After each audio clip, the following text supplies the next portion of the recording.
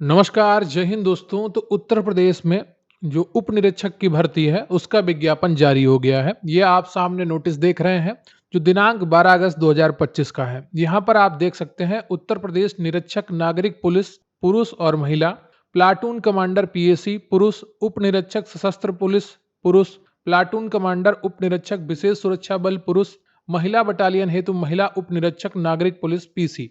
तो इन पदों पर 4200 ग्रेड पे वाली भर्ती में विज्ञापन जारी हो गया है। यहाँ पर आपके उप निरीक्षक नागरिक पुलिस में 4242 पद हैं, जिसमें अनारक्षित 1705, ईडब्ल्यूएस के 422, ओबीसी के 1143, एससी के 890 और एसटी के 82 पद हैं।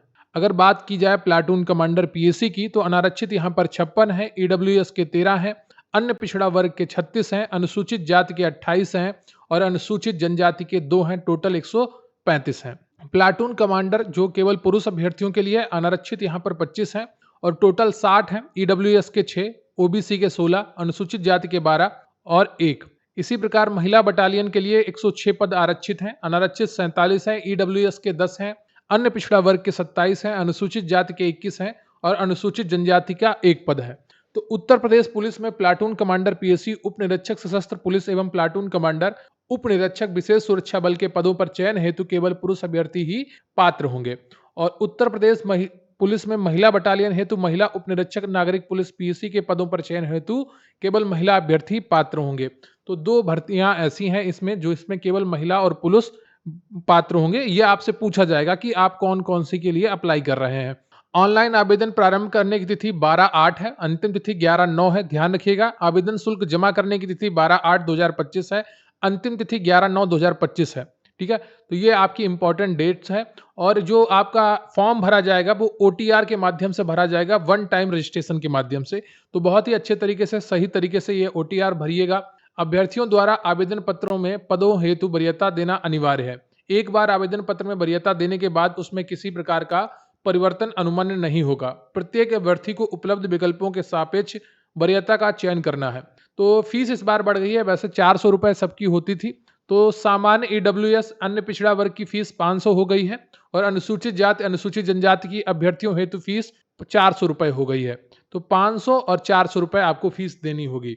भर्ती के लिए आवश्यक शर्तें: भारत का नागरिक हो, तिब्बती शरणार्थी हो, भारतीय उद्भव का ऐसा व्यक्ति हो जिसने भारत में स्थायी निवास करने के अभिप्राय से इन देशों की नागरिकता ली हो। ठीक है, तो ये चीजें आपकी यहाँ पर दी गई हैं। शैक्षिक अर्हता: भारत में विधि द्वारा स्थापित किसी विश्वविद्यालय से स्नातक उपाधि या सरकार द्वारा मान्यता प्राप्त उसके समकक्ष कोई अर्हता।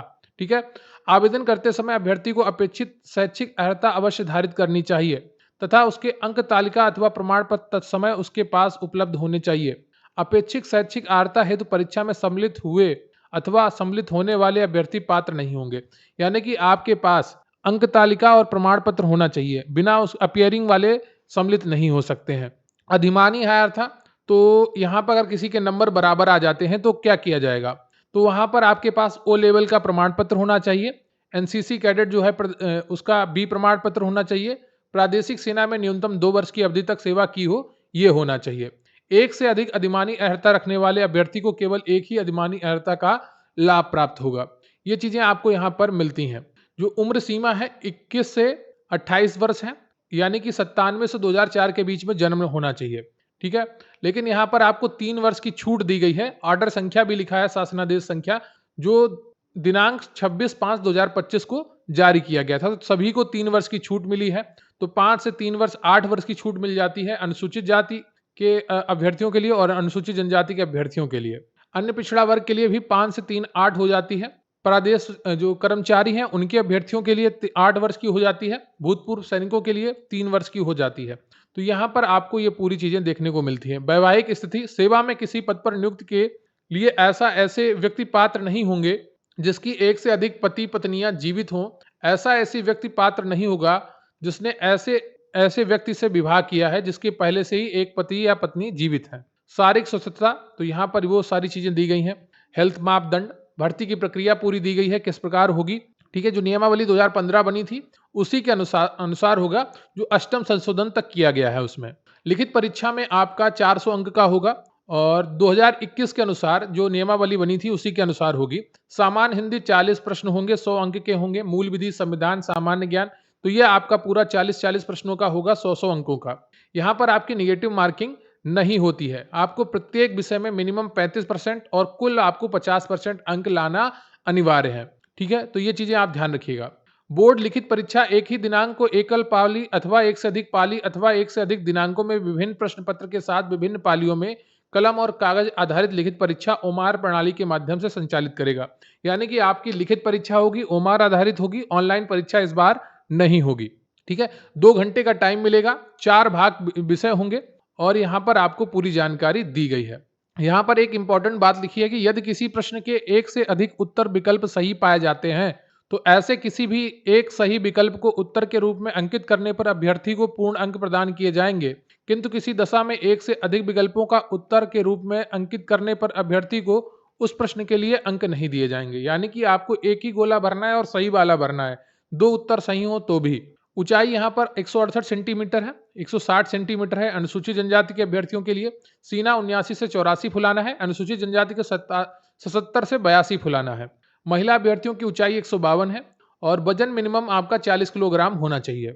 4.8 किलोमीटर 28 मिनट में दौड़ना होगा पुरुष अभ्यर्थियों को और महिला अभ्यर्थियों को 2.4 किलोमीटर 16 मिनट में दौड़ना होगा।